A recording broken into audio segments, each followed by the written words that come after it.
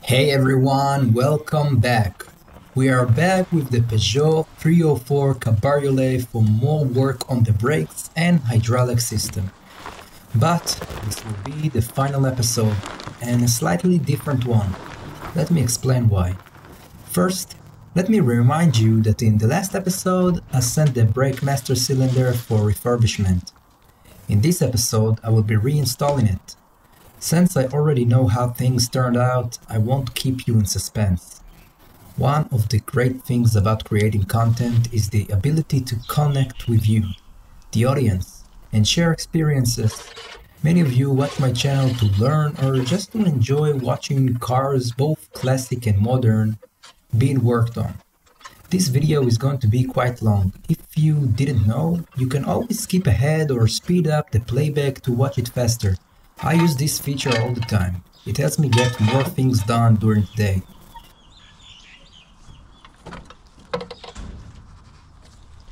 So, while you're watching the final steps of the work on this Peugeot, I will be talking in the background, sharing what happened with the project, and I will share with you some updates about the channel in general. Occasionally, I will post for clips where I spoke directly to the camera, like this one. Okay, I need you to see that. Okay, so this is the brake pad that was on the caliper I removed from this car, and just look at it. It meets only 60, maybe 70% of the disc, and this is the brake pad that I removed from another 204, and you can see that it meets the whole surface, so you can tell that the braking was obviously not good and not as it's supposed to be. So it's not a lot of difference here. The water is not worn at all, so I think I will put the the right one instead of the small one. Okay, so I wanted to put the used one, but I did a quick search and I found I got full set. So maybe I will replace the other side as well. I got a new set to put on this car. Let's start with the backstory of the car. It came to me a few months ago and belongs to a friend of mine. Let's call him John. John bought this car shortly before the war. But since October 7th, as a soldier, he was rarely home, let alone had time to finish getting his car roadworthy. And classic cars like this one, almost 60 years old, needs to be driven and maintained regularly. Since I know these cars very well, he asked me for help, and I started working on it. Several episodes on the channel have covered this process. I went through the fuel system, ignition, and much more. This 304 needed some love, and at a certain point it even was running very well. As the war dragged on, John realized he wouldn't have the time to work on the car, enjoy it, or balance his personal life with a hobby that demands both time and money, two things that have become increasingly rare for all of us. So he decided to put the car up for sale. Always use a flare nut wrench for these brake lines. It was already running and had passed inspection, but as I mentioned in the last episode, when a potential buyer came to check it out, the brake system suddenly failed.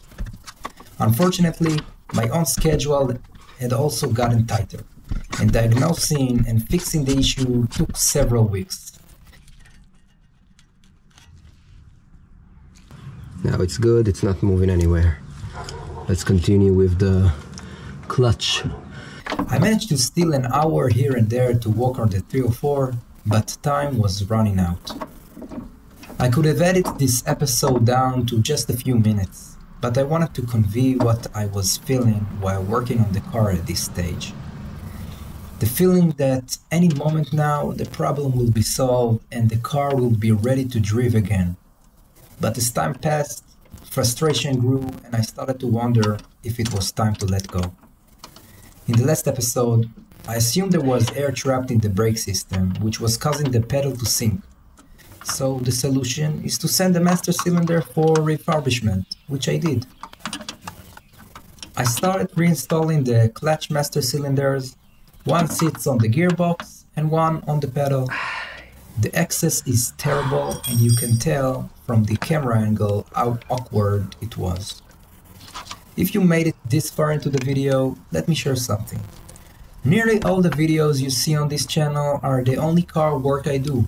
This isn't my job, it's just a hobby. I fix or restore my own cars when needed. And I try to film the process and upload it to the channel. This kind of work requires a lot. Knowledge, tools, a car with an issue to fix, and of course, time. Time to work on the car while also managing filming gear in less than ideal lighting and weather condition. And then there's also the editing, which takes even more time. Polishing everything into an engaging video and getting it ready for you to watch. Over the past year, I managed to keep up with a schedule of at least one video per week because I had a backlog of footage and plenty of projects. But recently, I've had less time to work on my cars. I also had less time to film and edit what I already did, so the upload pace had slowed accordingly. The channel has become a knowledge base with a ton of car maintenance videos. There are already guides for almost every basic repair. So now I'm thinking about new content ideas beyond just repair and maintenance. One idea is to create a series where I spend a day with a special car at a time, drive it, and share the experience with you.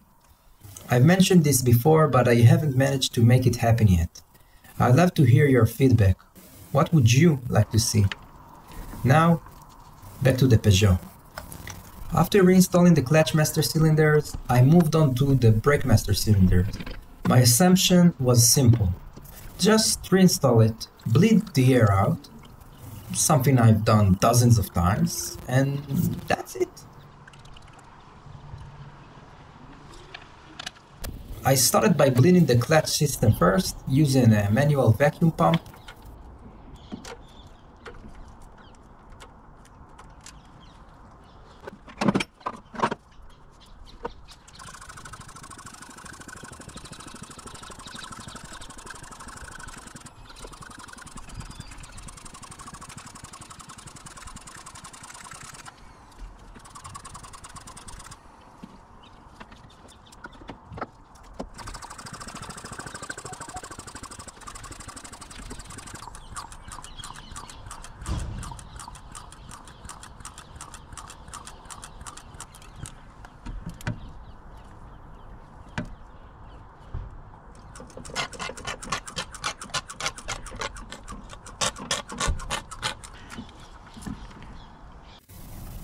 Then I moved to the front left wheel and manually bled the brake line.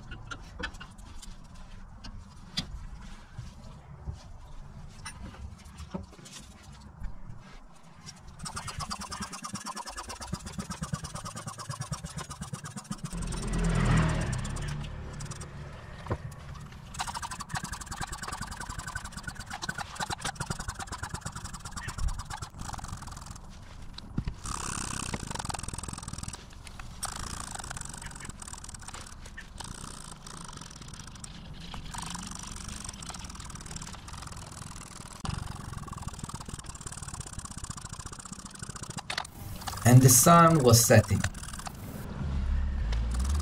A few days later, I finally had time to remove the outer front wheel and replace the mismatched brake pads.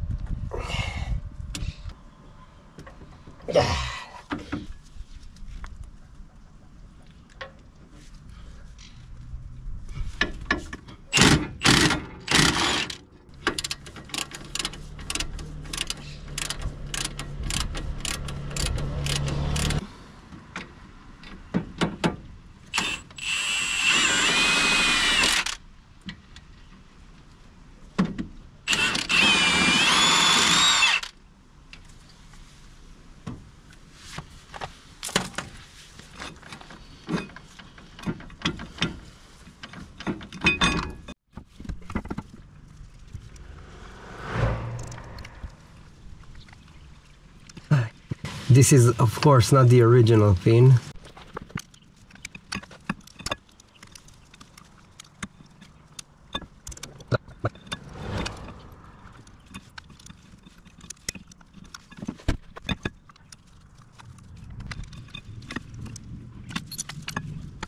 Of course, it's not the right bed.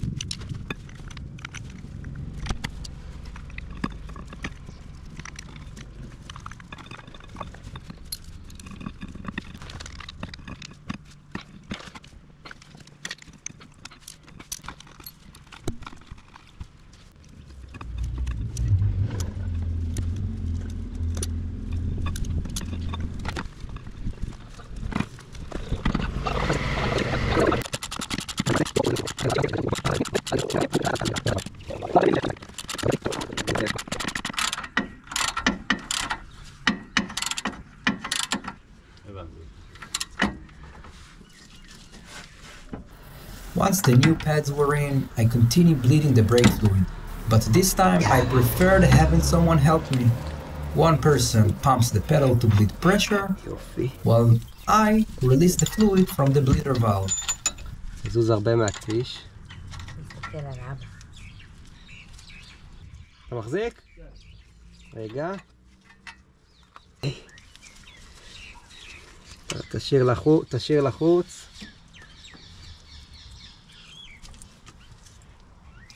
יפה, תן שוב.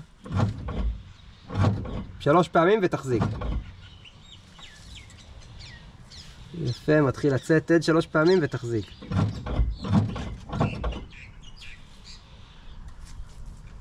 שלוש פעמים ותחזיק. תן.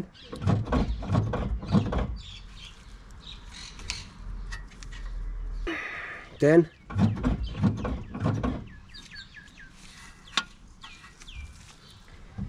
אתה יכול לשחרר רגע את הרגל?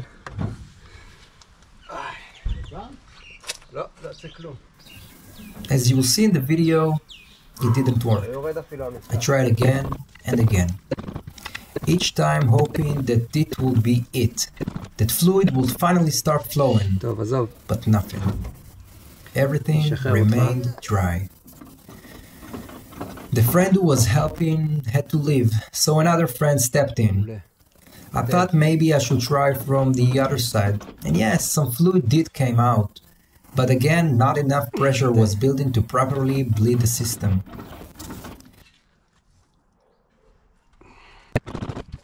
As darkness fell, I realized I needed to step back and think it through.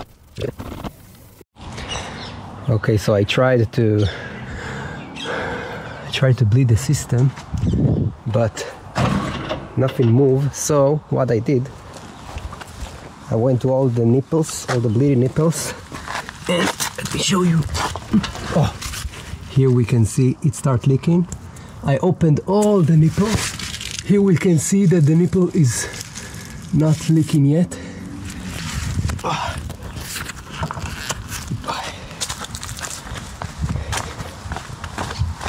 And also here I removed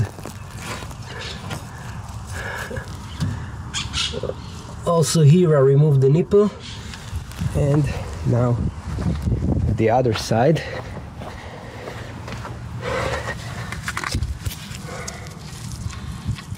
Okay, we can see also this nipple is dirty, and I'm waiting for it to drip, and then I know there is no more air in the system. Okay.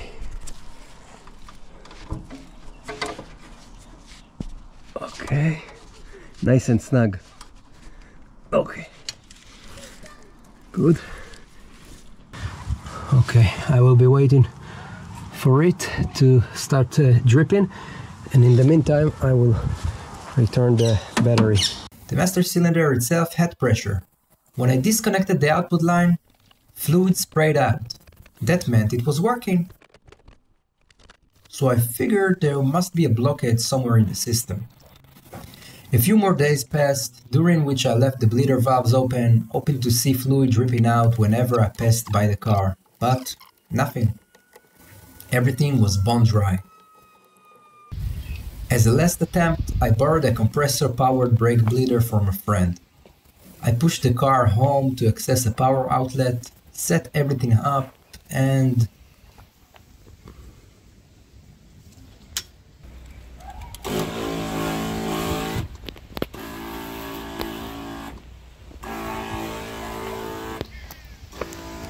wait for it.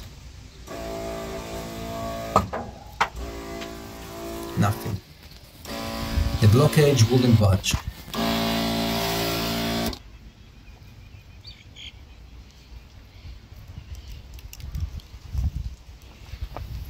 The pressure cap just popped off.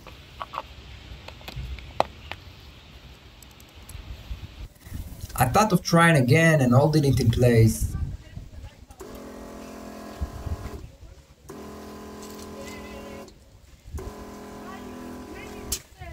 But that didn't help either. In the end, I moved to a new house, which meant I had to clear out the car. And as you know, the ceasefire finally took in, meaning John could return to his life and his car. Unfortunately, I wasn't able to return it to him in a running condition. After the video was filmed, I discovered that brake fluid had actually made it to the rear brake cylinder, but not enough to restore proper function. John later sent the brake propulsion valve for refurbishment, but that didn't solve the problem either. The current assumption is that the refurbished brake master cylinder was not rebuilt properly, and a new one is needed. Now, John is wondering what to do. Sell the car as is for a lower price, or keep trying to fix it. Well, life isn't a Disney movie, and we don't always get a happy ending. I suggest him to replace all the brake lines with new ones, hoping that would finally solve the issue. That's it for now. Thank you for watching and sticking around until the end. See you next time.